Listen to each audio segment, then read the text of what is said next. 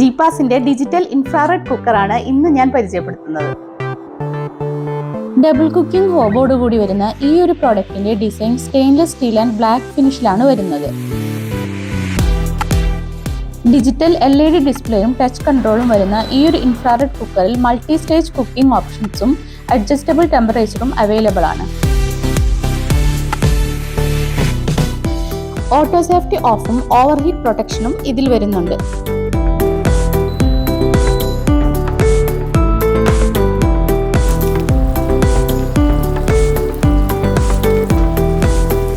Child safety lock ഇതിന്റെ മറ്റൊരു പ്രത്യേകതയാണ്.